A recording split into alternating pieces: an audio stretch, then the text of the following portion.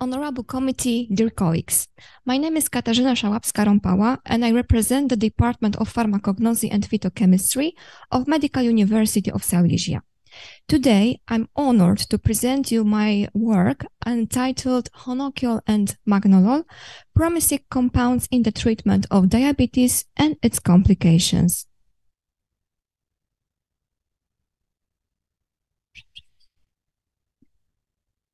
Type 2 diabetes is a disease associated with hyperglycemia and excessive production of free radicals.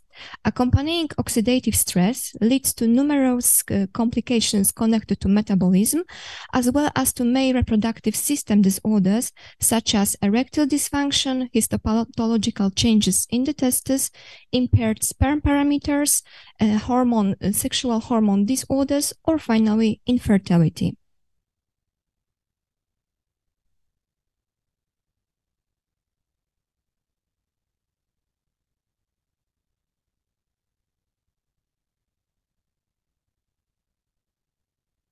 Honokiol and magnolol are natural lignans found in the bark of magnolia, which possess inter alia antioxidant, anti-diabetic, anti-inflammatory, cardioprotective, or neuroprotective properties. The aim of the study was to evaluate the effect of honokiol and magnolol on the level of sex hormones in the serum, as well as total parameters describing oxidative stress in the testes of rats with type 2 diabetes induced by a high-fi diet and streptozotocin.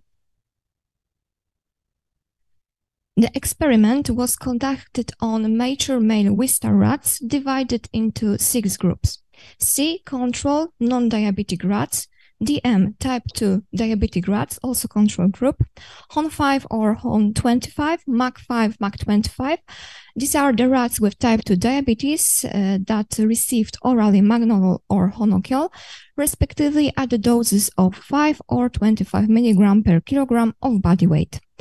Diabetes was caused by a high-fi diet and accompanying a single injection of streptozotocin at the dose of 40 milligrams per kilogram of body weight. In isolated and homogenized testes, the content of its biochemical markers were measured spectrophotometrically, and when it comes to the serum hormone levels, we used ELISA method. During the duration of our experiment, we marked some very important parameters. It is vitamin C, total thiol groups, non-protein thiol groups, total oxidant response, total antioxidant response, total oxidant status, oxidative stress index, and testosterone and estradiol levels.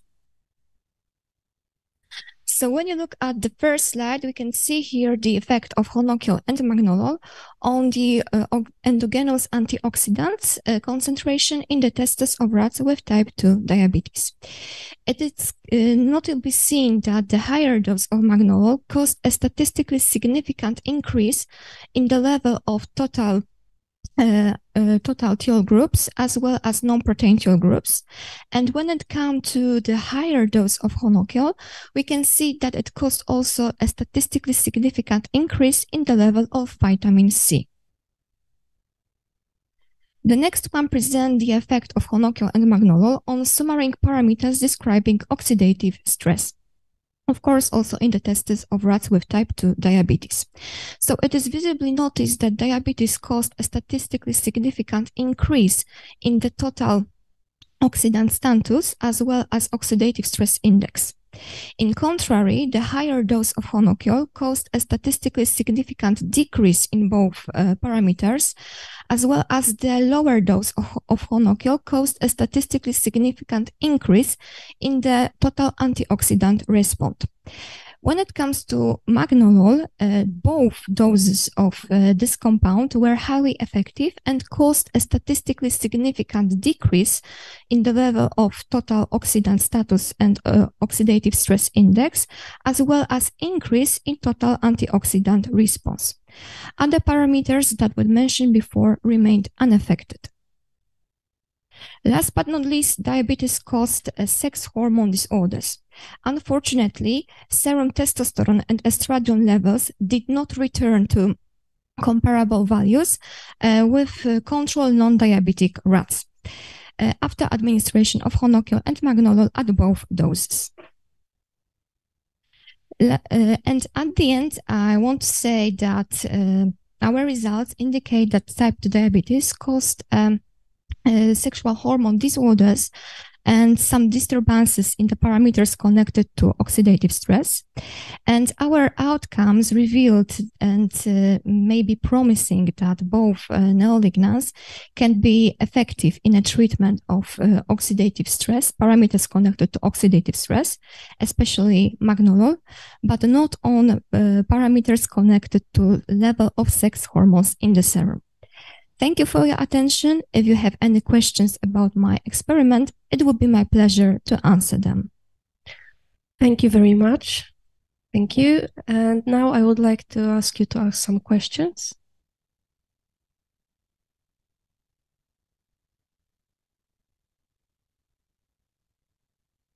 Who would like to ask the question? Okay, yeah, it's very nice work, promising. We actually see that there is a decrease in sex hormones with, yes. So could you speculate on the mechanism for that? And also about, what about the sperm quality? Was there an effect on sperm motility or, the antioxidant effect, was it reflected in any fertility parameters? Okay, so we didn't check the sperm quality, and when it comes to the sex hormones, no, I must say that they didn't return to the comparable values to this control group. But we cannot say that both of these lignans wouldn't protect the organism from some, let's say, disturbances caused by, for example, diabetes. Diabetes can cause, for example, erectile dysfunctions, which in the pathogenesis have excessive free radicals production. So when we think about our neolignans as a compounds that have antioxidant properties, it can be promising that they can block some, let's say, pathological metabolism in our body connected to these free radicals.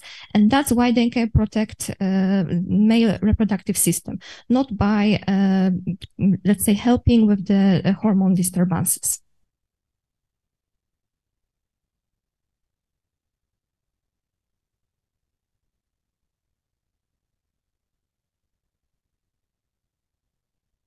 Thank you very much. Thank you very much. And let's move on to the second presentation.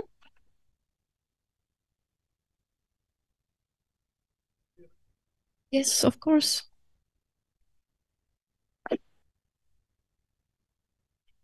I would like to ask about your impacts to this work. Absolutely. So I start with the thing that I needed to got some qualifications to work with animals. So I made a course. And I was involved in some basic work with the animals, so like the hygienic stuff, feeding, watering, etc. I wasn't allowed to do the preparation of the organs, but I was in the all stages of this experiment, and I was observing this. When the tests were isolated, I was working on the isolated material. I was doing all the assays. So all the tables you can see here, all the figures, it was made because I do the assays with these organs. Of course, I do the equations, I do the statistica, and I presented this on the presentation today. Very nice, thank you. Thank you very much. Thank you very much. And now, please welcome the second presenter with the presentation SARS-CoV-2 infection and deaths among infected healthcare workers in Poland. Thank you very much. Good afternoon. I would like to present a descriptive analysis about the infected healthcare workers in Poland. The source of data was the secondary epidemiological data from the eHealth Center called run by Ministry of Health in Poland. Doesn't work, sorry.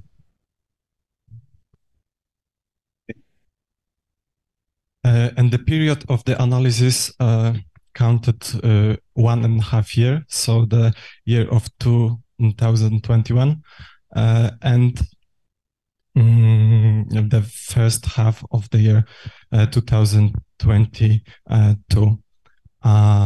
So we analyzed the number of SARS-CoV-2 infections registers among medical workers, such as doctors, nurses, paramedics, laboratory diagnosticians, dentists, pharmacists, physiotherapists, and midwives. And we also analyzed the region in Poland where the infected were registered. So in total, there was more than 100,000 infections in all of this group, and it was less than 17% of all Polish healthcare workers.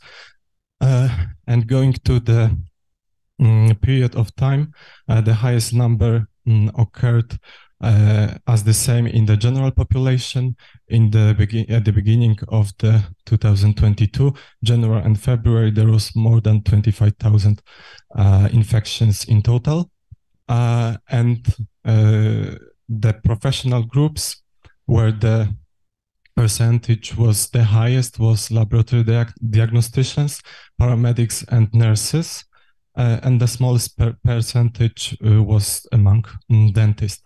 And going to the country, there was a big difference between the regions.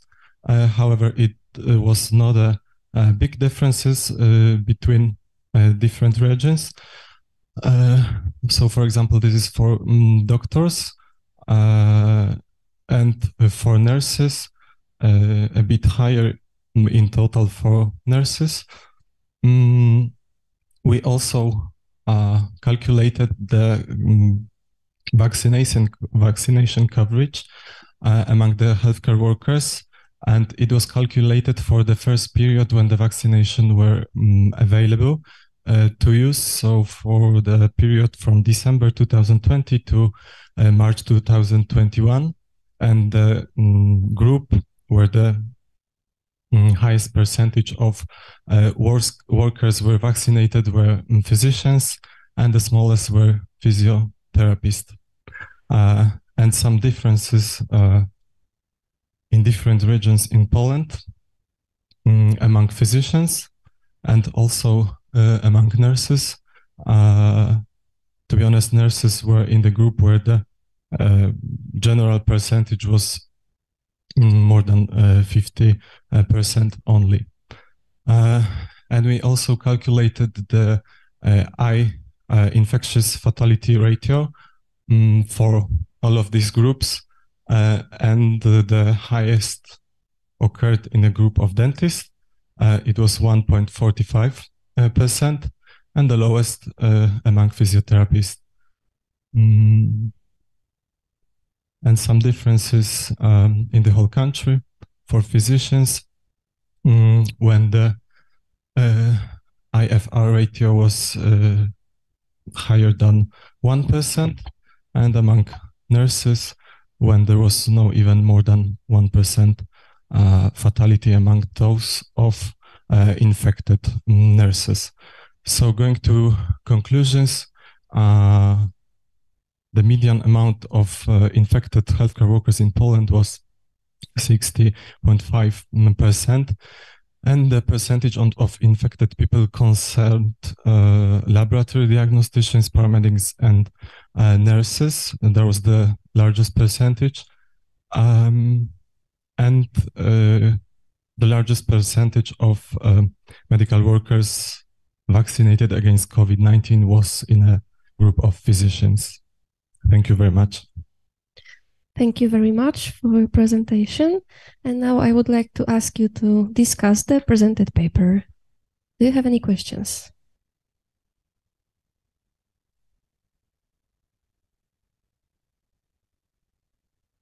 Yeah, nice data visualization with these maps, So my question is about the dentist row, because the data is quite interesting because you have the lowest infectivity rate, but then you have the highest IFR. Could you comment on that maybe? Yes, of course. Well, the data was just the general numbers we got from the registry. However, in the papers, we find something about the age, the medium age of those who work in those group. And for example, physicians and dentists were those group when the age over 80 was like, it wasn't a big amount, but they were still active workers in those group. For example, there was nobody in nurses working like in age over 80. So I can just comment like in this way.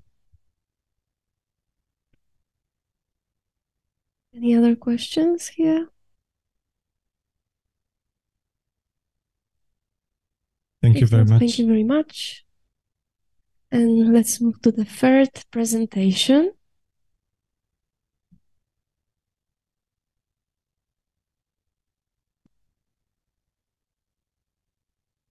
The effect of sorafenib on RAS-RAF-MEK-ERK signaling pathway activity in hepatocellular carcinoma.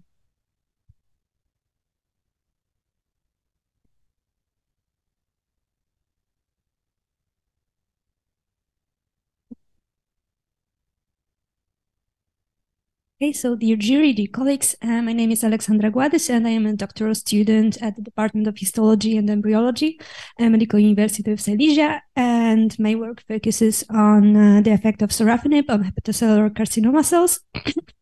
And today I am pleased to present to you the first results of my PhD project.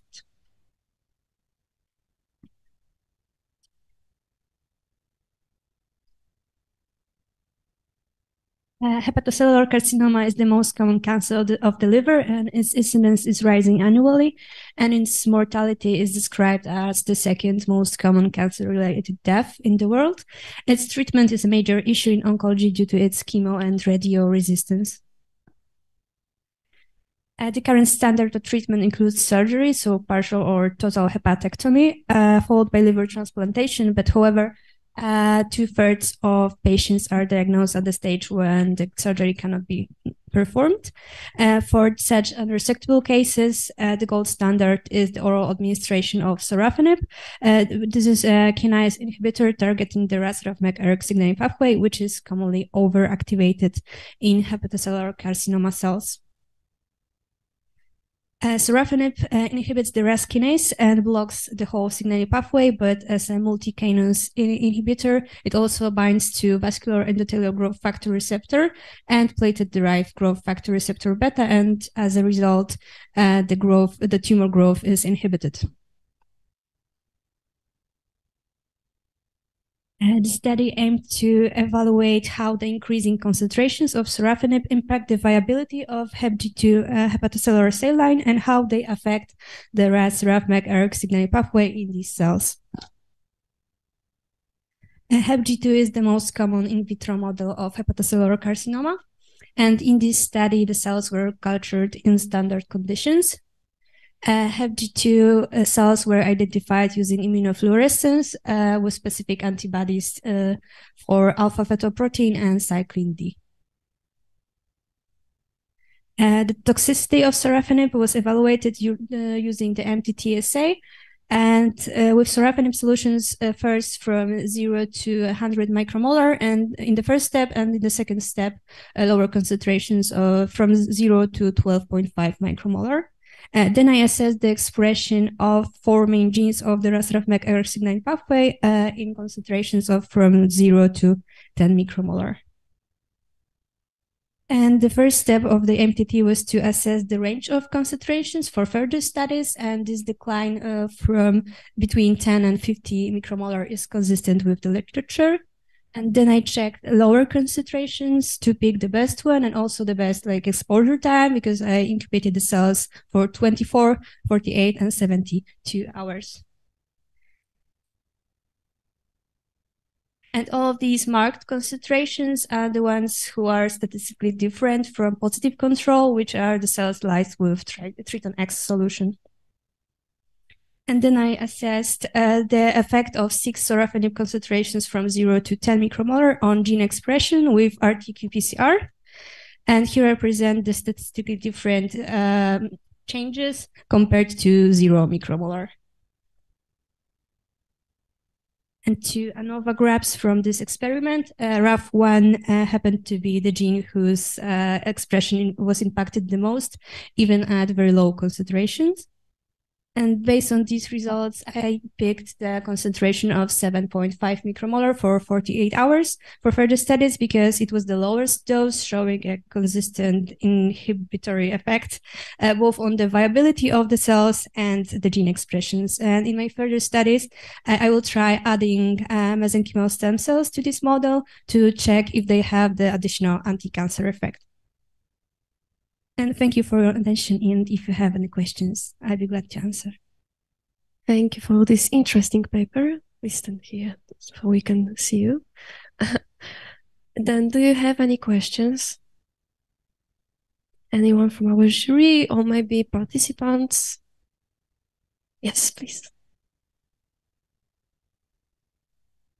First of all, it was a great paper. But can you please explain me why did you choose to assess the gene expression, not the, for example, the protein level of these factors, which seems to be much more important? And my second question is, because this work is based on just one cell line, what do you think? Is it possible that, for example, the specific genetic properties of these particular cells can influence the results? Whereas in the clinical situation, we observe the huge heterogeneity of cells. I have 2 hidden slides for for the discussion, so can I just unhidden them? Sure, but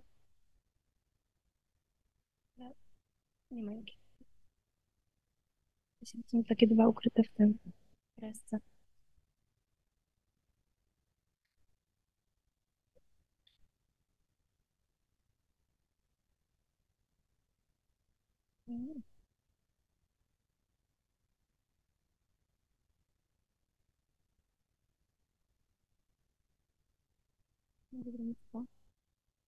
Okay. So this was just a pilot study for my whole PhD project. So I picked the concentration and exposure time. But in general, I'll try. I try also with Western blot, but just to pick the concentration and exposure time, I tried with RT-qPCR, and also I will check the HepG2 cells and HUF7 cells just to have 2 populations to diminish the variability between them. Any other questions? Yes. Thank you. Very interesting. Can you go to the slide where you have the qPCR data? The graphs, or? Yeah. Okay, so I was just wondering a little bit about, so you have fold change over here, or these are percentages? Sorry, once again? On your axis, these are percentages or fold changes? These are confidence intervals, from here to here. Mm-hmm. Because it's quite a lot of variability, in your error bars. So that's why I was wondering, with so much variability, it's probably a bit tricky to reach statistical significance. Did you account for that, or? Yes, that's why I tested for genes, because not all the graphs look like this one. So this was RAF1, which showed the best decline, I guess. Thank you very much for the questions and for the discussion. So we're out of the time. So once again, thank you very much, and let me introduce the next presenter.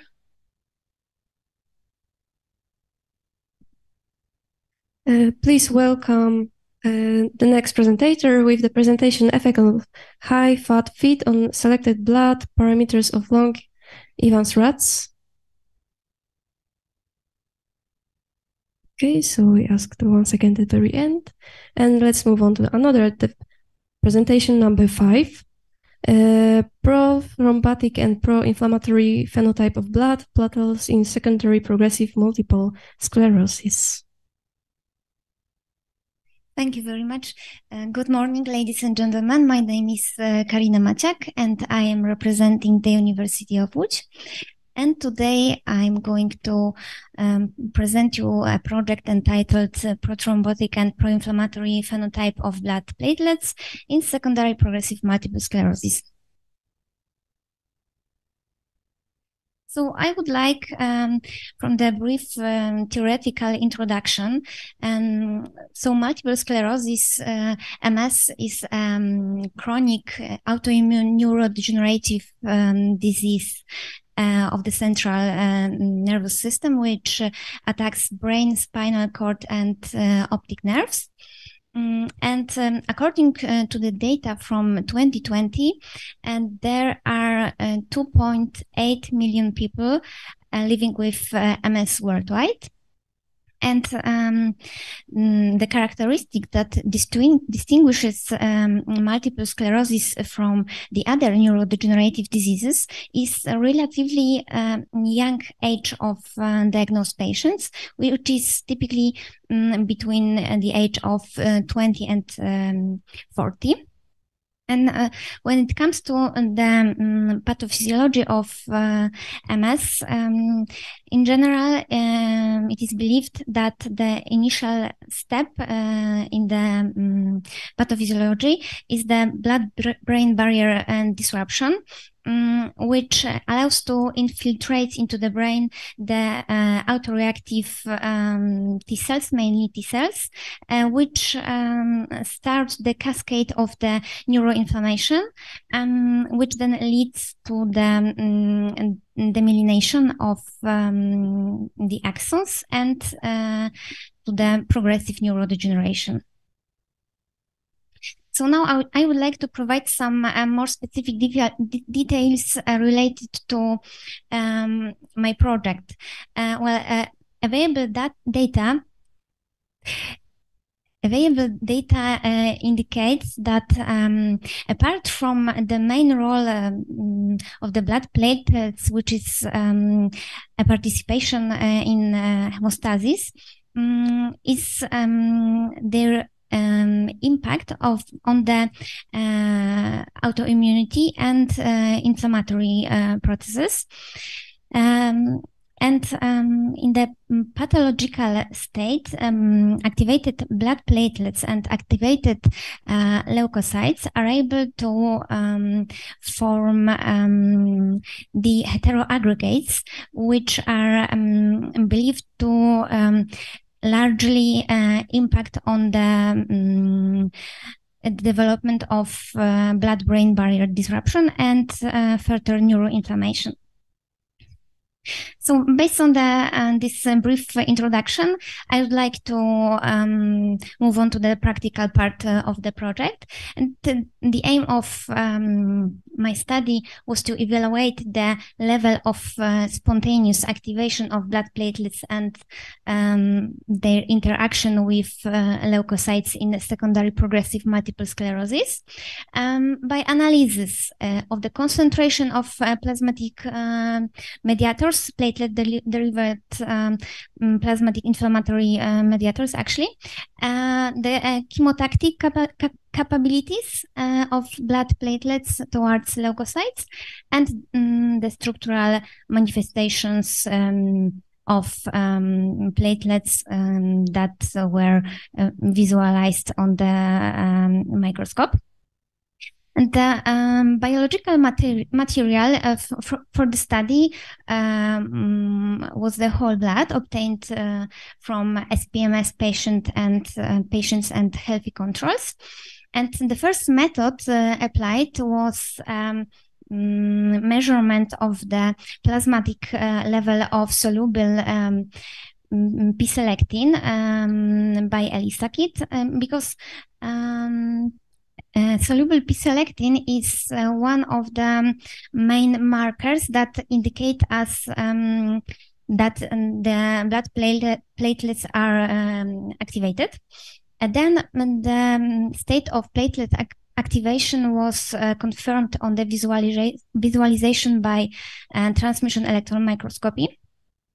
And the next step was the evaluation of platelet-derived plasmatic inflammatory mediators by bioplex multiplex system supported by Luminex technology. And these mediators was interleukin 1 beta, interleukin 8, RANTES, TNF alpha, and MIP 1 alpha. And the final stage of the study was the evaluation of chemotactic capabilities of blood platelets towards leukocytes by applying a commercial cytoselect cell migration assay, which is based on the Boyden chamber system.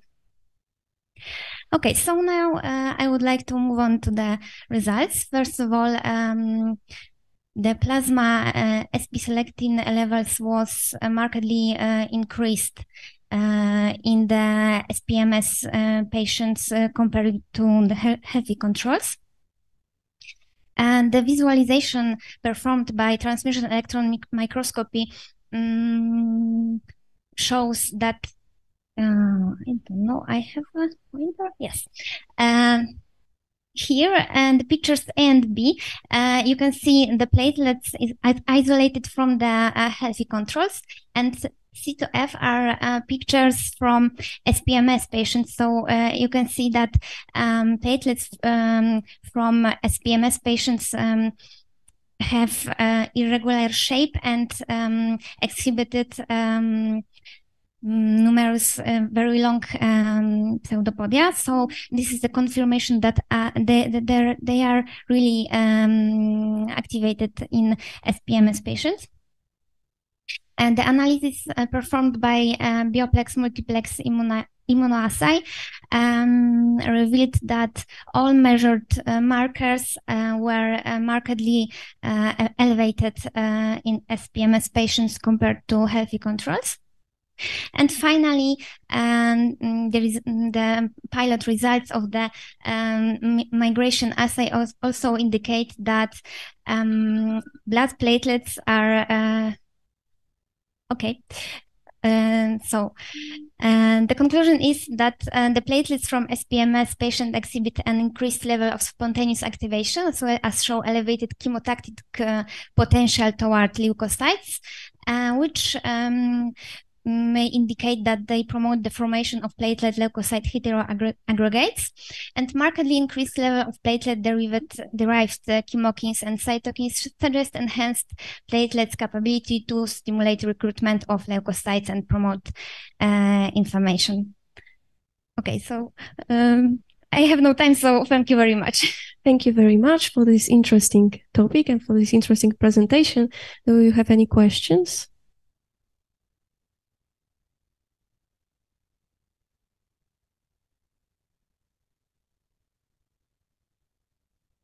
Anyone?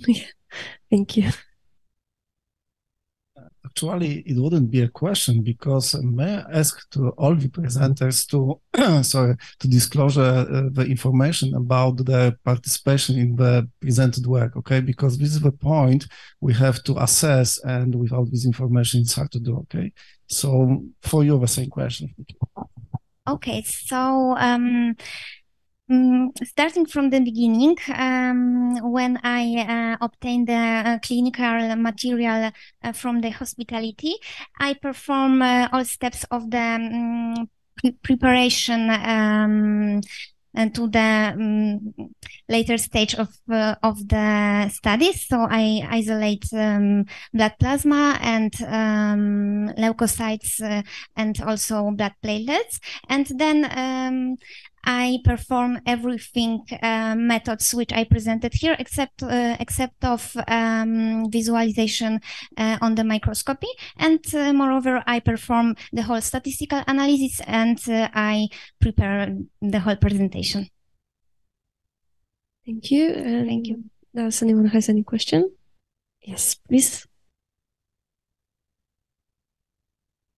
Thank you. That was very nice work, actually. Because I don't know if you mentioned it, maybe I've missed, but what was the status in terms of they're all, secondary progressive patients, but probably some of them had taken interferon and then probably their leukocyte profile would change because of that. So could you comment on what was the treatment status? The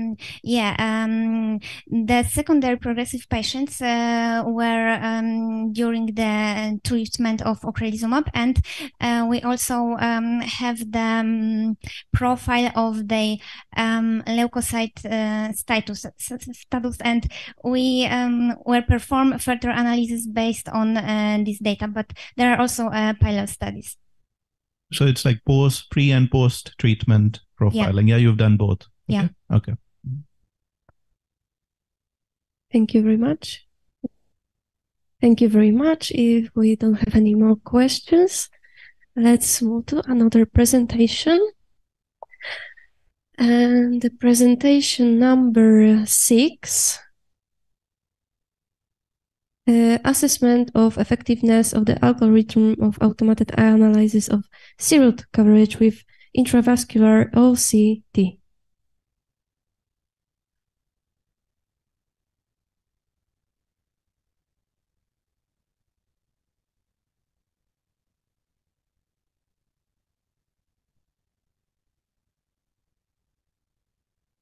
Good afternoon, ladies and gentlemen.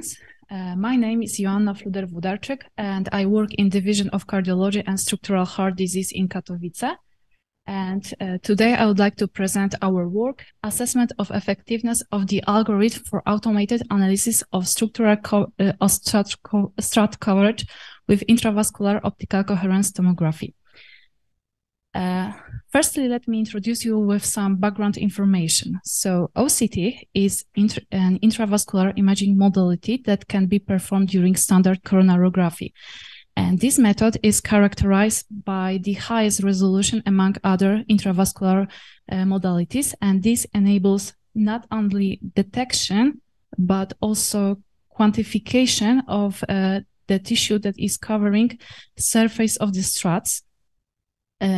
We know that this method is reliable because OCT studies show good agreement with histological analysis of the vascular healing after coronary stent implantation. And from both OCT studies and histological studies, we know that incomplete neointimal coverage is an important predictor of the stent thrombosis, and this is a serious complication after PCI procedures associated with high mortality. So assessment of vascular healing after implantation of different stent platforms seems crucial to properly define the safety profile. And OCT is a perfect tool for such evaluations, but the only flaw of this method is that it is very time-consuming, tedious, and it's impossible to do this in clinical practice. So our team proposed an algorithm for automated quantitative analysis of the vessel lumen and metallic stent strats. And the aim of this study was to validate the algorithm with the OCT images from early stages of vascular healing. So briefly, the algorithm consists of several steps. First step is image pre-processing, then a lumen segmentation method to outline lumen area, and then strats are detected and classify as covered and uncovered, and stent is reconstructed in order to obtain a stent area. So to validate the algorithm, I find 25 patients who had OCT performed 1 month following a stent implantation, and I analyze 4,000 images, including 2,555 images with visible strats of the stent. In every image, lumen area was assessed, also in frames where strats were visible: lumen area, stent area, and every strat was assessed as covered or uncovered. And as an uncovered strat, we understand a strat that is not covered at any site or is partially covered by the tissue, but only at one site. And all analyses were made in CAS intravascular software. To validate the measurements, we use DICE index, Blunt-Altman plots, and intra-class correlation coefficient for measurements of stent area and lumen area. And for to validate detection of the strats and classification of covered or uncovered strat, we used positive predictive value and true positive rates, so precision of the algorithm and sensitivity of this algorithm. And we are moving to results. Here we see the measurements obtained manually and obtained by the algorithm. And firstly, we will focus on lumen area. First important information is that the DICE index was very high. DICE index is the index of similarity, so it means that the image of lumen area obtained by the algorithm was overlapping the lumen area that I was outlining manually. Moreover, in lumen area measurements show good, these two methods show good agreement with ICC coefficient of 0.97. And here in Blunt-Altman plots, we see that mean differences were minus 0.04, and that this include almost all measurements were between two upper and lower line of the agreement. Next step was detection of the strats, and here we see how successfully algorithm detect all the strats and reconstruct a stent in order to measure a stent area. Unfortunately, in some images, not all strats were detected, especially in low-quality images. The DICE index was 0.81 in the context of the position of these strats, and also comparison of a stent area calculated by algorithm versus manual reference show good agreement between those two methods. And finally, moving to the most important thing for us from clinical perspective, strat classification. As you can see, we more than 23,000 of strats were assessed. The algorithm recognized a little bit less strats, but with very good precision and good sensitivity. Also, classification of uncovered and covered strat was associated with high precision and sensitivity. And in conclusion, we showed that proposed algorithm demonstrate high sensitivity and precision in detection of strats and classification of covered and uncovered strats. And automating this stent coverage assessment might facilitate this imaging analysis and increase reproducibility, which might be used both in clinical and also in experimental settings. Thank you very much for your time and attention, and I would be happy to answer any question you may have. Thank you very much for the presentation. Now let's start the discussion. Do you have any questions?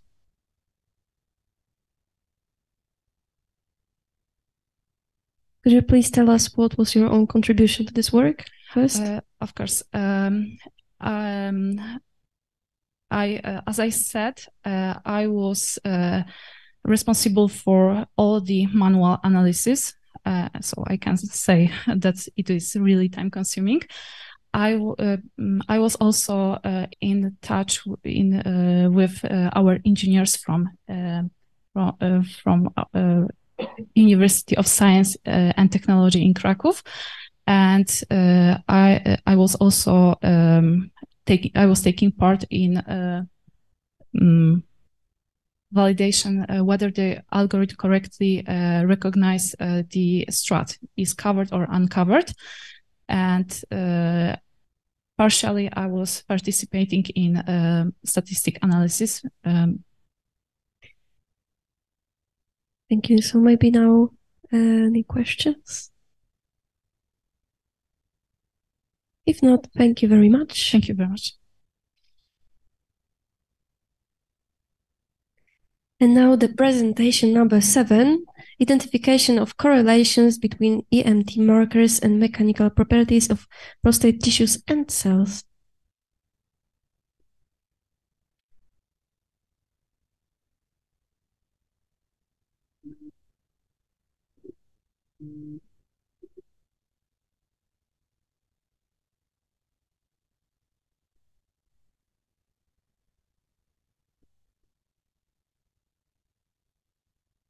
Good afternoon, everyone. My name is Matthew Hrnjevitsky. I'm from the Jagiellonian University Medical College in Krakow. And thank you for the opportunity to be able to present the research I and my colleagues have done with regards to identification of correlations between EMT markers and mechanical properties of prostate tissues and cells. So while initially we focused on prostate cells and tissues, we also evaluated bladder cell lines and tissues, as they too have heterogeneity of cancer cells that creates difficulties in the diagnosis and treatment.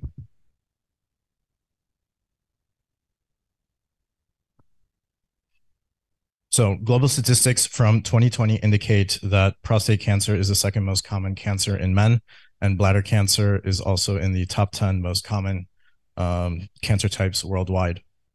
Although the survival rates are high when the cancer is localized, and in the early stages, cell migration and invasion into deeper layers, as well as eventual metastases and the heterogeneity of the cancerous cells make treatment and diagnosis more difficult. Prostate and bladder cancer tissue changes are evaluated based on the assumption that molecules related to the epithelial mesenchymal transition, EMT, affect the development of these cancers by changing the tissue's mechanical properties. Studying the role of EMT molecules in altering elastic properties can determine the prognostic potential of molecular and mechanical EMT markers in diagnosing and tracking the progression of these cancers. EMT is a complex process, and our focus in this research is to see how levels of certain transcription factors like SLUG, TWIST, and ZEB affect levels of specific transmembrane and structural proteins like E-cadherin, N-cadherin, and vimentin, and ultimately see the effect on the elastic properties of cells and to find potential connections. The overall aim of this study is to develop a new cancer classification method taking into account the molecular levels of these proteins and the measured mechanical tissue properties that change as cancer progresses, and in turn allow for more accurate diagnosis and treatment. So the study was conducted using ATCC human prostate and bladder cancer cell lines. PZHPV7 was our normal prostate cell line. The bladder cell lines were all cancerous. All tissue samples were obtained from patients after surgical operation and after histopathological verification. The expression and activity of EMT proteins were analyzed using Western blot technique. Antibodies were used to detect proteins such as AKT, cadherins, vimentin, snail, SLUG, and a few others. Beta-actin was used as a control for equal protein loading, as it is a component of microfilaments that is abundant in cells of different types. Cell and tissue mechanics were tested using the AFM technique, which will be talked about in greater detail later.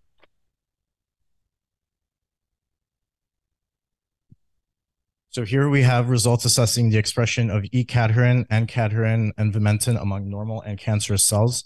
The two blue tables on the left show relative expression of certain EMT markers in the various cell lines compared to the control. Values above 1 indicate increased expression, while values below 1 indicate decreased expression compared to the control cell line.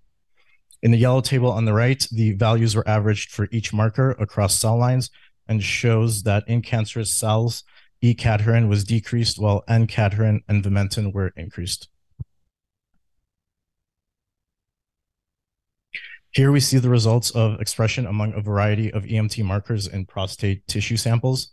We compared expression between normal tissues, grade 2 and grade 4 cancer tissue. While E-cadherin and BCL2 were expressed in all 3 samples, the level of expression appeared to decrease as the cancer grade progressed. ZEB, TWIST, and BAX showed a gradual increase in expression as cancer grade progressed. Vimentin and N-cadherin showed the greatest expression in grade 4 cancer tissues.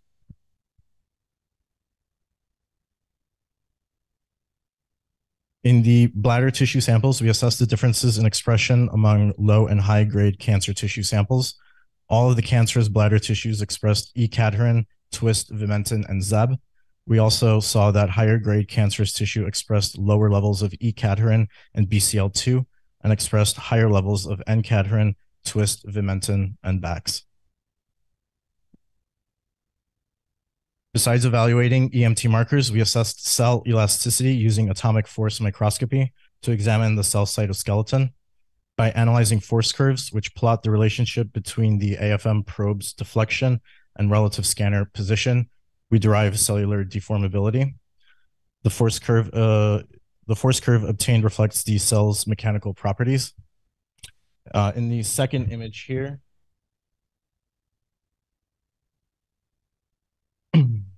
we can see that when a non-deformable sample is measured, like glass, the surface is represented by a straight sloped line. However, if compliant materials are studied, the force curve will show a non-linear character thanks to the indentation. The indentation value is obtained by subtracting the reference curve from the force curve recorded on the cell. As an example, the lower left graph shows normal prostate cells with a steep slope indicating high rigidity, while cancer cell lines exhibit greater deformation. One can then calculate relative Young's modulus by fitting a Gaussian function to the histogram, as seen in the lower right. And we can see that cells with a larger force deflection curve record a lower pressure. Presented here are the results of the AFM on our bladder cell samples. Low-grade cancer cells of the bladder recorded a higher mean pressure when compared to high-grade cancer cells. The higher pressure indicates that the cell has greater structural stiffness, while lower pressure indicates greater deformability.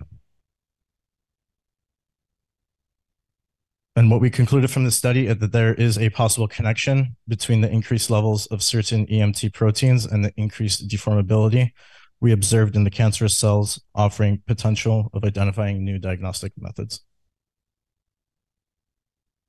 Thank you. Thank you very much for your presentation. And now let's move to the discussion. I hope you have some questions.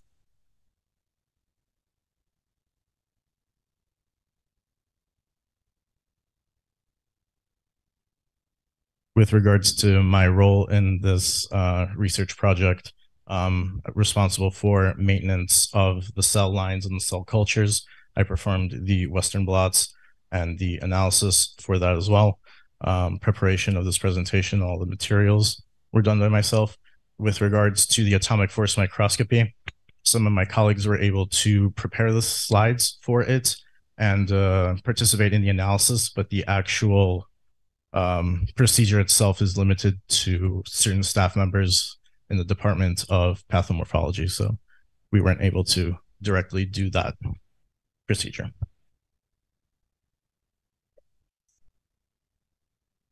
Yeah, thank you. Very nice. Matthew, can you move to the Western blot slide or okay, I can just ask you, like, I mean, I was a bit curious about what was your N, and actually, like, because I don't see, like, you know, that at least you don't mention that a statistical test was used to analyze, you know, to compare the Western blots. I mean, you have representative blot, but like, what was the N and which test was used to quantify? So we used a program that measured the intensity of the blots, and then with regards to Yeah, we measured the intensity of the Western blots. Like here, for example, so this normal acted as the base, and then the program then compared the intensity of this to the intensity of grade 2 and grade 4. That gives you quantification for, like, for each blot, like relative, but then like how many tissues were compared and how was the statistical analysis done? So I'm not quite sure.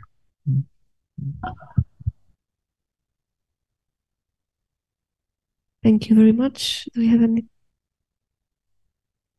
for the presentation?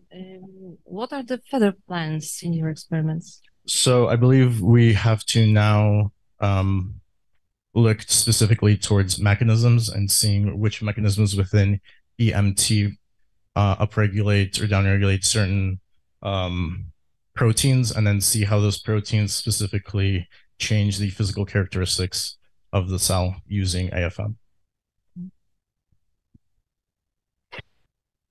Thank you very much. Thank you for all these questions. Thank you for the presentation. And please welcome another presenter with the presentation relationship between the hand grip strength and endurance and the masticatory muscle activity in sport climber.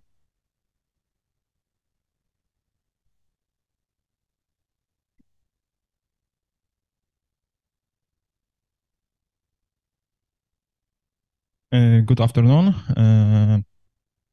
Welcome.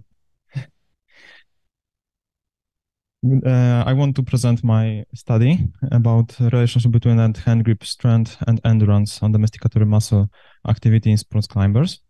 At the beginning, the sport climbing in recent years started to be very popular because of it appearing on the Olympic Games, and especially in Poland, because of athletes which have quite a successful starts in sports. In a recent study, it was shown that the strength and endurance of the hand grip is very important in this sports, and especially the endurance on the hand grip is necessary factor for the reaching a specific level of advancement. On the other hand, studies on the other athletes show that the mechanism of temporarily increasing various silica patterns is done by clenching the teeth. And on the other hand, studies carried out by us in recent years show that the tension on the masticatory muscle system in sports climbers is increased.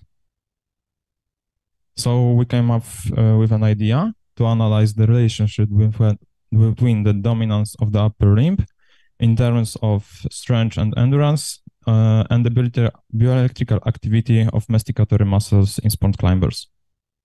And how we've done this? So we conduct a study on 31 sports climbers, which include 13 women and 27 men. We divide these participants into two groups, intermediate and advanced, basing on the Internal Rock Climbing Association scale. And we done this before the study. We applied the exclusion criteria, and the study was conducted with the Declaration of Helsinki standards and with consent with the Medical University of Lublin bioethical committee. The electromyography was done by biopack measurement system, and we examined three muscles: temporal muscles, masseter muscle, and digestive muscles. The EMG measurement was carried out in a sitting position and with the support of the head and legs. And before applying the electrodes, we cleaned the skin with 90% of alcohol. The procedure consists 12 maximal contractions on the cotton rolls and was divided into 12 maximal clenches and 4-second rest between each. And next was done the hand grip and strength and endurance test by dynamometer. We just used Jammer plus discharge hand dynamometer. And the procedure was the same, 12 maximal contractions with 4 seconds of clenching and 2 seconds of rest. The grip strength was done on the dominant and non-dominant hand, and we set 15 minutes interval between these two examinations.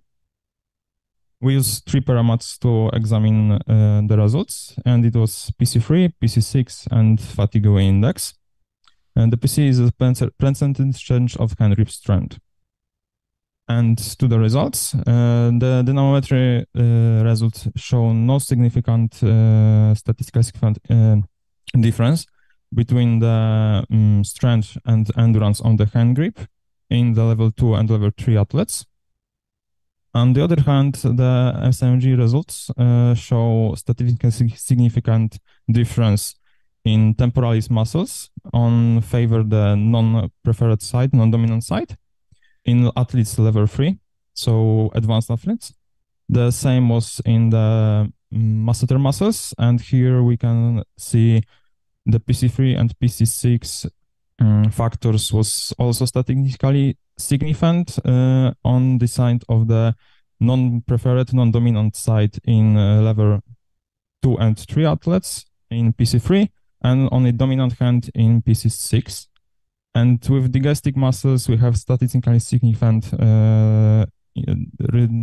difference in level 2 athletes on the dominant hand side. And to the conclusion, study did not show the difference between grip strength and endurance between the groups of advanced and intermediate climb bands, also regarding to the dominant and non-dominant hand. And we proved that the Microstacker muscle systems show higher muscle activity on the non-dominant hand side. Thank you. Thank you very much. And let's start the discussion. Do you have any questions?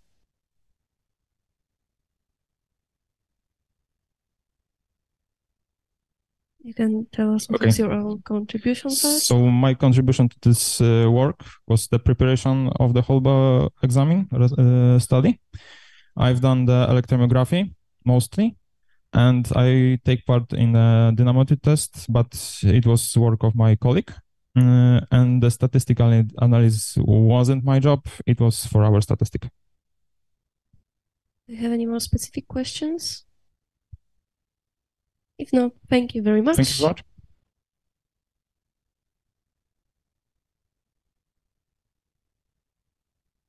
And now the next presentation, the intake of B vitamins and the titer of antiperoxidase antibodies in patients with Hashimoto's disease. Okay, I will ask at the very end again. So the presentation number 10, variant anatomy of anterior neck region at parental period of human ontogenesis. Do we have the presenter? Yes, please. Oh, here. But online. Should I share my screen? Yes, please share your screen. Okay, now you will be supposed to share the screen. And I will start to measure the time just when you start to speak.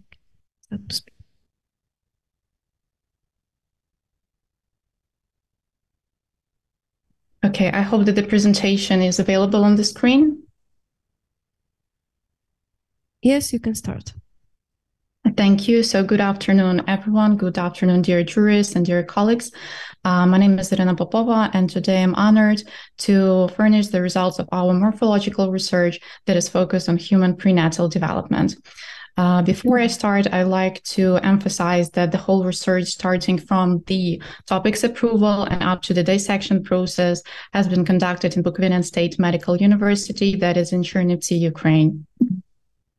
So why have we chosen this topic in the huge field of the morphology? So first of all, one of the causes of perinatal and early neonatal mortality worldwide are congenital malformations, which are found in a rising number of newborns each year, approximately 3 to 5% in Europe. Mortality caused by congenital malformations of internal organs rank third, and that is in the overall structure of infant mortality, and neck region encloses those structures as well.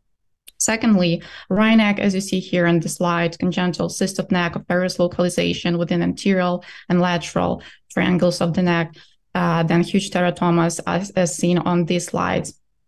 Inside clinical cases demand rapid and effective surgical measurements that should be taken in time in order to provide sustainable postnatal period, and morphological findings we believe can help in these cases. So that is why the aim of our research was to investigate anatomical features and possible variations in anterior neck region in human pre-fetuses and fetuses. For this reason, we have investigated 14 specimens of human material obtained from the regional pathologist office.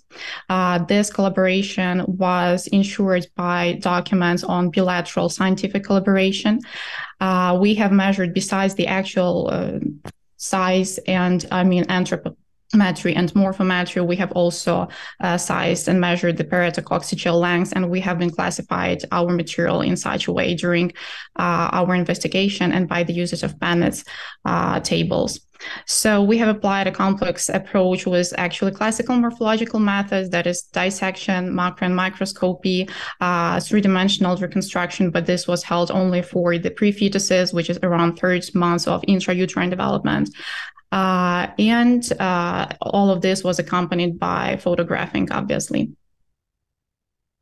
So moving on, starting from the prenatal prefetal period, as seen on this three-dimensional reconstruction of prefetal material, by the end of the 3rd month of intrauterine development, we can visualize all components of carotid triangle, but with more medial topography of the common carotid artery towards the outer edge of this triangle. This fact can be seen also in another projection over here, that is side right projection.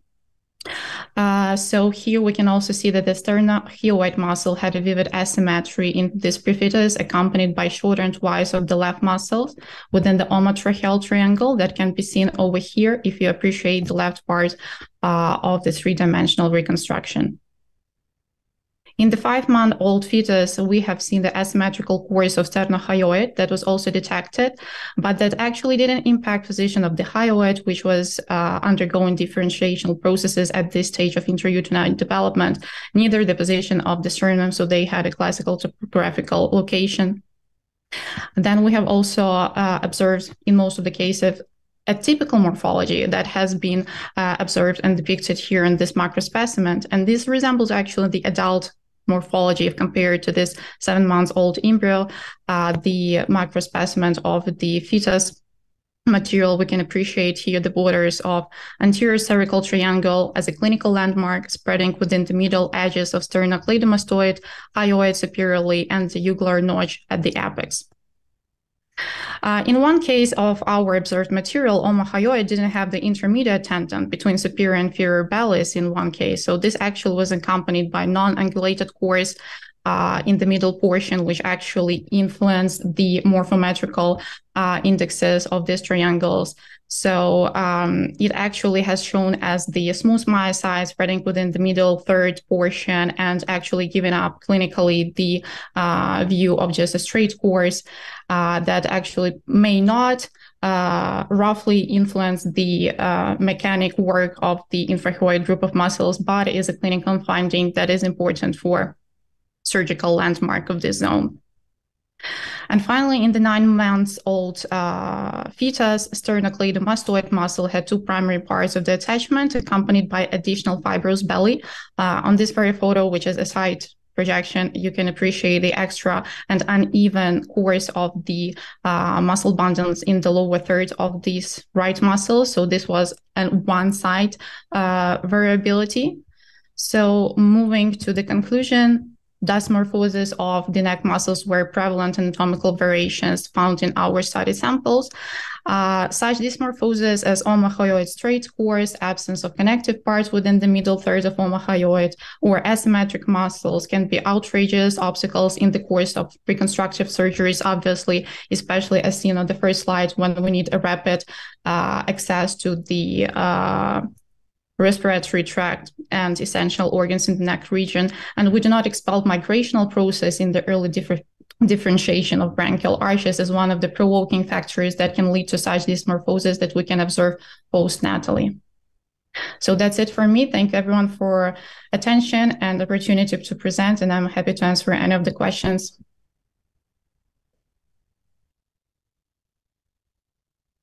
Thank you very much for the presentation. It was a very interesting topic. Do you have any questions? Maybe the participants? So first, I would like to ask you for your own contribution. Please explain us. Yeah, sure. I was actually doing all of the dissections of the material. All of the layer by layer dissection was conducted by me.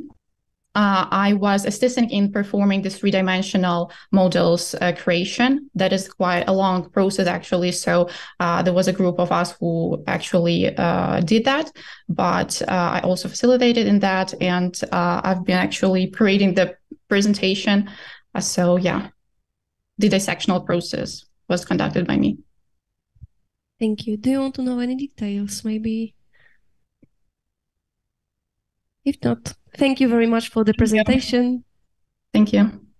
And let's start with the presentation number 11, influence of leptin to adiponectin concentration ratios on inflammation-related genes expression, RPTEC cells.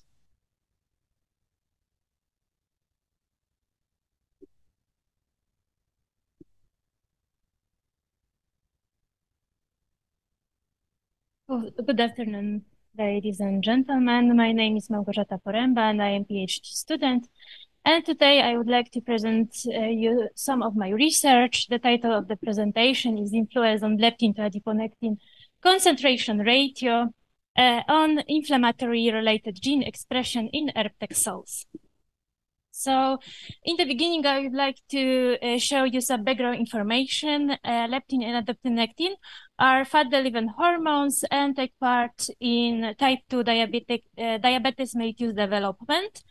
Leptin affects the control of food composition by acting to the central nervous system and peripheral tissue, AG1 beta cells on the pancreatic ice cells, reducing insulin production. It also affects carbohydrate and lipid metabolism, increasing glucose tolerance and reducing insulin resistance. However, it shows a positive correlation with a body weight, which indicates that it's a presence of resistance to leptin in obese people. On the other hand, adiponectin acts mainly on the liver and skeletal muscles, reducing glucose production and increasing insulin sensitivity, reducing insulin resistance. In low concentration correlates not only with insulin resistance, type 2 diabetes or obesity, but also with dyslipidemia and hypertension. The research shows that ratio between the concentration of leptin to adiponectin has a stronger correlation to insulin resistance than leptin and adiponectin concentration as a single factor, to be considered as a predictive marker. Also, the research shows that different leptin to adiponectin concentration ratio could be considered as a good indicator of dysfunctional adipose tissue, and also may be interesting and useful estimator of obesity and associated cardiometabolic risk. The research also shows that leptin and adiponectin pass through the glomerular filtration unchanged, but what we don't know, how the leptin and adiponectin concentration ratio influence kidneys. So now is some question which I would like to answer during the presentation. Do the different ratios of leptin to adiponectin concentration change the transcript of or ERPTEC cells? Do the different ratios of leptin to adiponectin concentration affect the expression of a gene associated with the inflammatory response? Which inflammatory genes change their expression? So the aim of study was assessment of the influence on leptin to adiponectin concentration ratio on the expression of gene related to inflammatory response in renal proximal tubular epithelial cells. So my research was performed to our renal cells line, and after that, I choosing the optimal concentration of leptin and adiponectin and leptin to adiponectin concentration ratio. After that, I perform a pilot experiment. I treat with different 3 leptin to adiponectin ratio in 3 incubation time, 2 hours and 24 hours. And after that, I perform MRI detection using real-time PCR for interleukin-1 beta and interleukin-6. And after that, I perform the experiment. I analyzed all the transcript of cells treated 3 different leptin to adiponectin concentration ratio using oligonucleotide microarrays. So now you can see the results for the different leptin concentration. I choose the range between 5 to 200 nanogram per milliliters based on literature. And in the red circle, I mark this concentration, which I decided to choose to the next part of the experiment. So now you can see the result for the adiponectin. I decided to choose to the next part of the experiment concentration 0.5 microgram per milliliters, because it's the first concentration which stimulates the cells. And after that, I checked that leptin to adiponectin concentration ratio have toxic effects on the cells, and you can see the results. I also mark in the red cycle the concentration ratios, which I decided to choose to the next part of the experiment. So after that, I decided to do some pilot experiment to find out that different leptin to adiponectin ratio influence on gene encoding interleukin-1b and interleukin-6. And after the pilot experiment, I decided to choose the time of 8 hours to the next step of the experiment. So the last part was the analysis of the transcriptome of the cells treated with leptin and adiponectin ratio, including gene associated with the inflammatory reaction. And most of the changes was in group 60 to 0.5. Compared to control, it was 110 genes. And from that, the strongest overexpression has 3 genes. The first one was CXCL5. Is the gene which are connected with diabetic nephropathy and can be used as a differentiating diabetic nephropathy from primary renal disease. And the second of the gene was SNAP23, which is involved to uptaken glucose into the podocytes. And third of the gene was gene CXCL8, and is a marker for a early diagnosis of diabetic nephropathy. So the conclusion is that leptin to adiponectin concentration ratio influence on the expression of gene related to inflammatory response in renal proximal tubular epithelial cells. We also know that diabetic nephropathy is connected with inflammation, and what we want to know is how exactly adiponectin and leptin influence, and it's connected to this, but we need more research. Thank you very much. And if you have any question, I would like to answer. Thank you very much for your presentation, and I hope you have some questions. Yes, please. Thanks. Very interesting results. So when you show your MTT essay, I saw that in several conditions your viability was actually more than 100%. Yes. Yes. And like the other thing is that MTT essay is not exactly viability, right? It's not counting the cells. It's like the rate of cellular respiration. So maybe don't you think that you are somehow altering the metabolism of cells rather than affecting the viability per se? Because leptin and adiponectin, they also alter the regular glucose metabolism. So I think could it be that effect? I'm not sure if I understand the question exactly very well. Could you repeat? I try to answer. Yeah, so two components. One, the viability. Yeah. If you consider it a measure of viability, then how do you explain this more than 100%? That's the first part. And second, did you also do some other measure of counting the cells? Because MTT, it measures the cellular respiration. Yeah. It probably I don't know the mechanism. Why is that? The leptin and adiponectin stimulates the cells, but definitely it stimulates. And I decided to choose in the third part of the experiment when I try to in the third part of the experiment, I would like to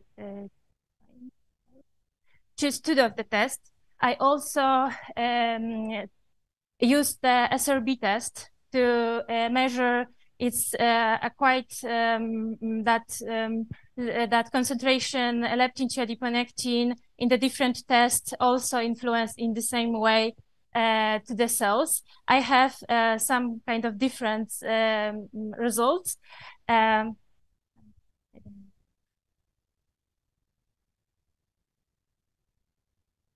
And as answer the question, I made all of the stages of the experiment by my own. I prepare the experimental cell line, and every part of the experiment was made by myself. Do you have any other questions? If not, thank you very much.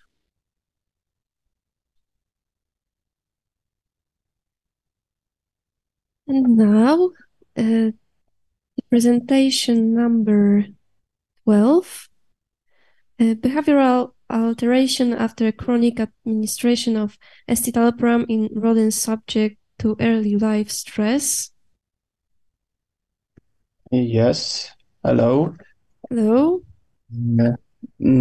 I wanted to, right now. I want to share my screen. One moment. Okay. Good afternoon, ladies and gentlemen.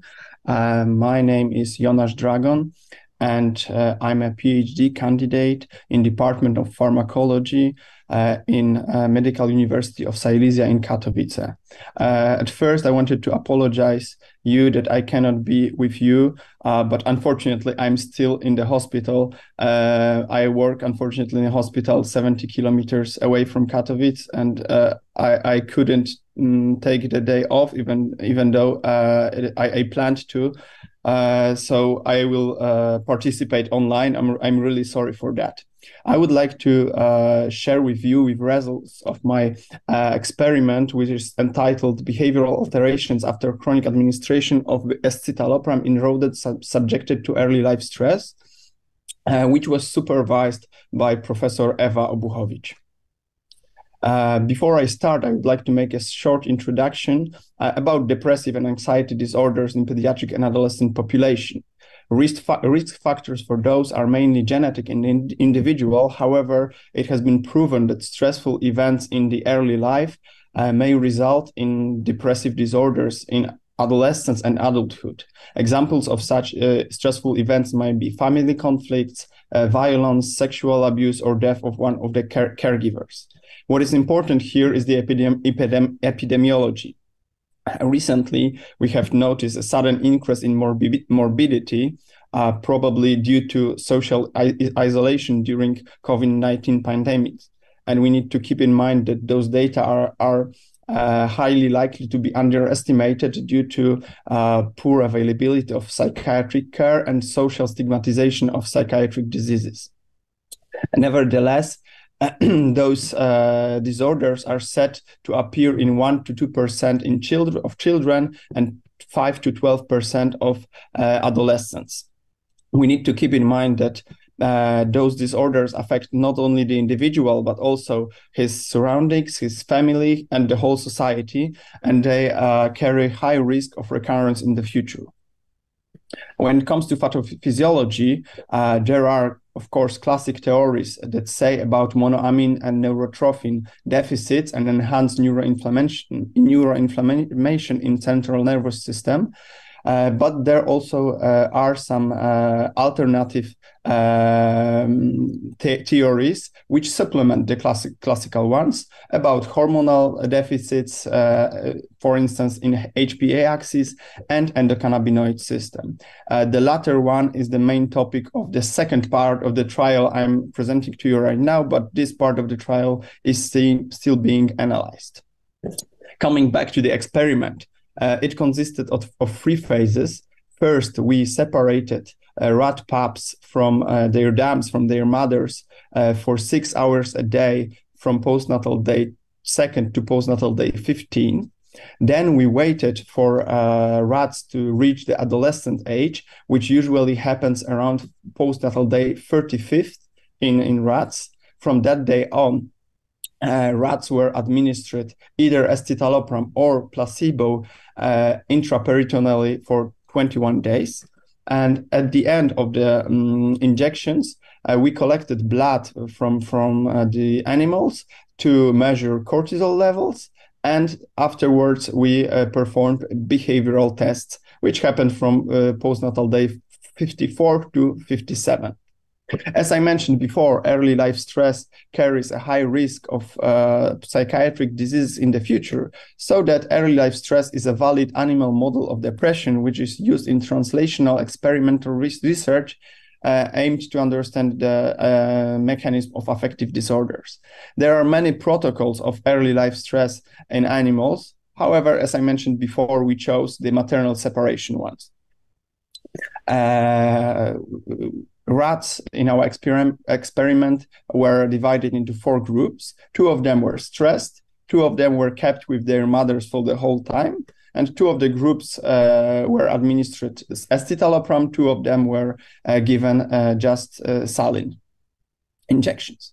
When it comes to behavioral tests, we performed 3 of them. First, we have performed open field test. This is the test where we have put an animal into the square box and we observed the animal for 10 minutes. We counted time spent in the center, time spent in the periphery, rearing time, grooming time, and total distance covered. After that, we performed Elevate plus Maze test, where we used a construction which you can see here on the right picture. During 5 minutes of observation, we count number of entries into each arm, time spent in closed arms, time spent in the open arms, total distance covered, and head dippings, number of head dippings. The last test we performed was forced swimming test, where we have put an animal into a into glass tube filled with water. We counted immobility time, swimming time, struggling time, and immobility latency. When it comes to the results, first we need to mention that cortisol levels were significantly increased after maternal separation. And what is even more important, those levels were restored to the normal levels after escitalopram administration. What is important, because cortisol level corresponds with the stress that animal has experienced. When it comes to results of forced swimming test, we can see that swimming time was significantly increased in maternal separation group, and this time was restored to normal values, to the control values after escitalopram treatment. However, results are not that satisfactory in other parameters in forced swimming test. We can see that there are some changes in struggling time, immobility latency, and immobility time. However, no statistical significance was observed here. When it comes to open field test, we can see that both rearing time and grooming time were altered by maternal separation. And what's more, the levels of this time were restored to the normal niveaus after escitalopram treatment. However, p-values allow us to speak here only about some kind of tendency, because we cannot speak of statistical significance here. I'm sorry, but we're out of time, so please move to the conclusions. I'm just okay. Not all the parameters in open field were we haven't noticed in all the parameters any changes. In an elevated plasmase, we can see that head dipping and time spent in the open arms showed statistical significance in the maternal separation group, and the levels were restored after escitalopram treatment, with p-values allowing us to speak about statistical significance. In two other parameters, we haven't seen any significance. To sum up, to conclude, we can see that escitalopram treatment might restore the behavioral effects caused by early life stress in the group of adolescent lads. However, mechanisms of behavioral alteration are quite complex, so that's why the results appear to be a bit incoherent. So further research in this field for sure is required. Thank you for your attention, and do you have any questions? Yeah. Thank you very much for the presentation. And do we have any questions? Yes. Thanks for your presentation. What is the new discovery in this research? Because the maternal separation stress model is generally well validated as a depression model. Yeah, because there are no such studies in adolescent rats. Most of the studies we have in this subject are performed on the adult rats. Actually, there are maybe not no studies, but very few studies like this performed on adolescent rats. And that's even more important because escitalopram is not registered in Europe in people below 18 year old. In the United States, it is registered after 12, in the age of 12, but in Europe not yet. So preclinical studies are necessary here to be able to perform to clinical studies. Okay, thanks. Any other questions? If not, thank you very much for your presentation. And I would like to ask for the participants who did not show up earlier. So do we have the presenter of the presentation entitled Effect of High Fat Feed on Selected Blood Parameters of Long Evans Rats? So please.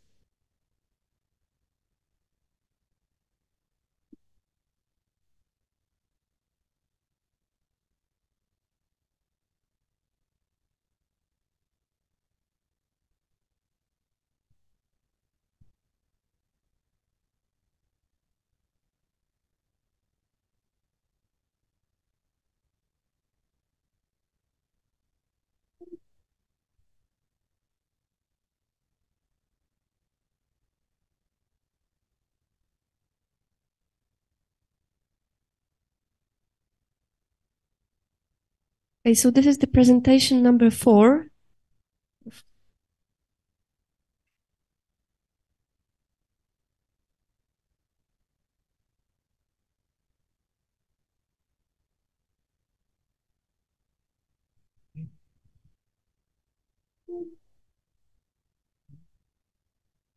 Good afternoon, dear participants of the conference, honorable committee. I'm honored to be standing here and be able to present for you the presentation, which is on the effect of the high fat feed on the long Evans rats. Yes, so this ketogenic diet has been long known as the cure of drug-resistant epilepsies in different and some different neuroprotective properties. It's also raising popularity with people that do not have medical indications. And also the topic of sex hormones and sexual behavior is a topic which is not very extensively directed as it comes to the research. So our work as students was to evaluate only the levels of simple hormones in the rats, depending on the type of diet they were receiving. So there was plant fat ketogenic diet or animal fat ketogenic diet. Yes, as it comes to the materials and methods and the methodology, so for the experiment, 30 rats were used. They were divided into 3 equal groups. They were between 4.5 and 5.5 months old at the beginning of the study.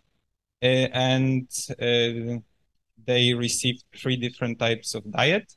So regular one, animal fat-based ketogenic diet, and plant fat-based. And were fed this way for 9 weeks. The water was freely available. The 20-hour light-dark cycle was maintained. And here is some more detail as it comes to the diet. And these are also the groups into which the 30 rats were divided. After those 9 weeks, so at the age of 6.5 or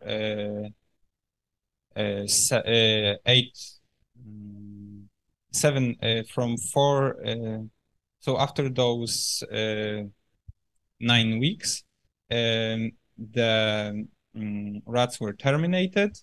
And the blood was drawn for examination. And as it comes to the results, so the beta hydroxybutyrate was at significant level, meaning those diets caused ketosis in these groups. As it comes to the dihydrotestosterone, it was significantly increased in group B, so the one receiving plant-fat-based ketogenic diet. As it comes to testosterone level, it was significantly higher in group B, so the plant-based, and significantly lower in group A, so the animal fat-based diet. And as it comes to estradiol, it was significantly lower in the plant-based diet and significantly increased in animal diet, fat-based diet. Yes, so as it comes to the summary, so we can see that both diet caused ketosis. So dihydrotestosterone was significantly higher in those fat in those rats that were fed with plant fat ketogenic diet, and it was increased in a group with yes, as it comes to testosterone, it's those tables. Yes, and these are the conclusions, because it was a not very big group and it was like a trial. So we achieved the ketosis. The diet may significantly influence the hormonal regulation based on the presented methodology. So ketogenic diet based on plant fat feed had different impact on hormone levels than animals with ketogenic diet based on animal fats. It can be like based for broader experiments, which could be conducted to investigate this influence and the connection also between the hormonal and behavioral investigations. This is it. Thank you for your attention. And if you have any questions, I will do my best to answer them. Thank you very much for the presentation. Do you have any questions? Yes.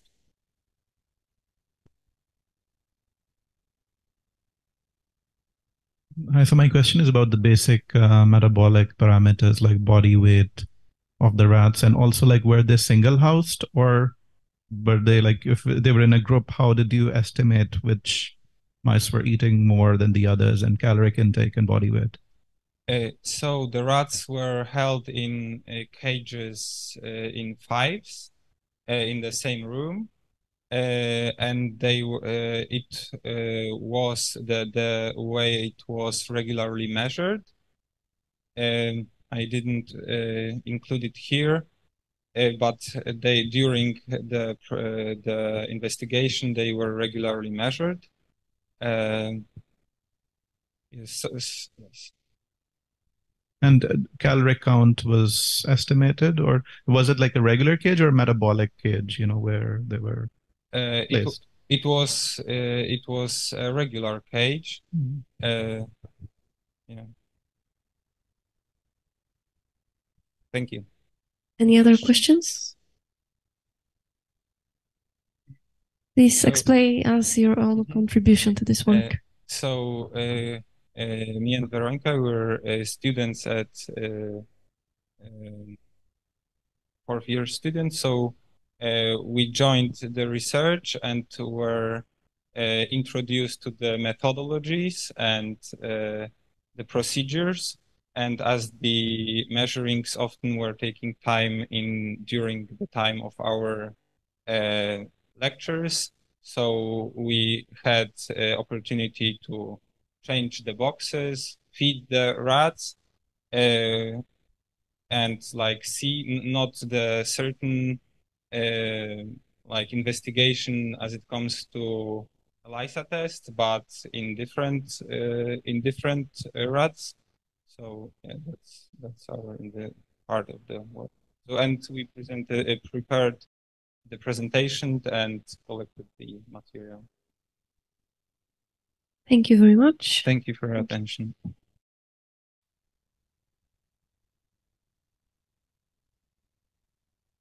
Okay, and there is one presentation left. So do we have a participant with the presentation, the intake of B vitamins and the titer of antiperoxidase antibodies in patients with Hashimoto's disease?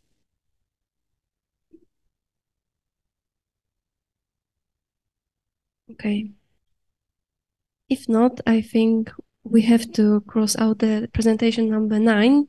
It won't take part into this session because there is no participant. So all the other submitted papers have been presented. We congratulate all the presenting authors and participants of the experimental medicine session. At this point, I would like to ask the president of the jury, Professor Tomar Francus, for a few words to sum up the session.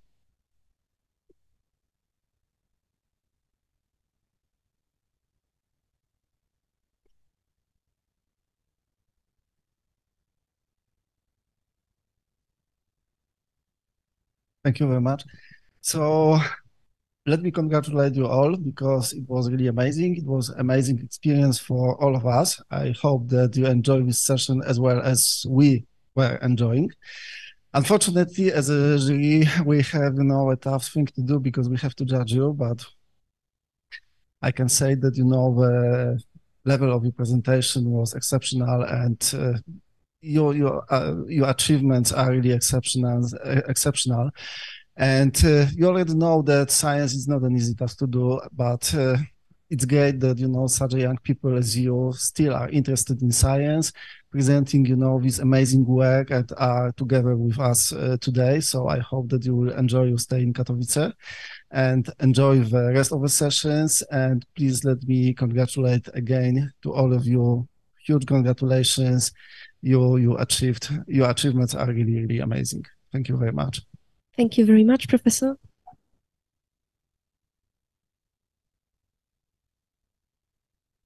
We truly appreciate your valuable comments, accurate observations, and work on presentation assessment. We would like to cordially invite you for the decoration and closing ceremony of the SIMC 2023 conference, which will be held in A3 Hall on the 19th of May at 4:15. On the behalf of Student Scientific Society, I would like to thank you all for the participation in this session. See you during other session and next year, and please stay for a picture.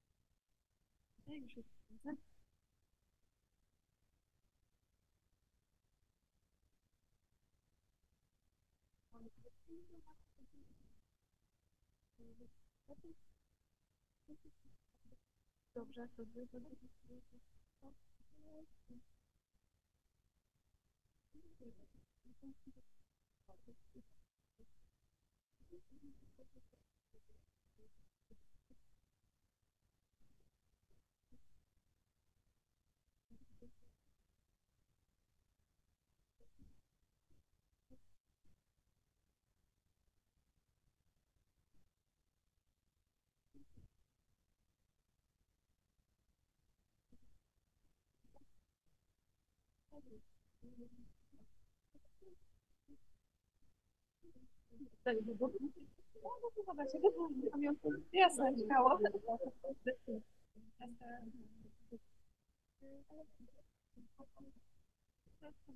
No tak, to jest koniec testu. Wprowadzamy to do systemu i później wszystko na publiczne.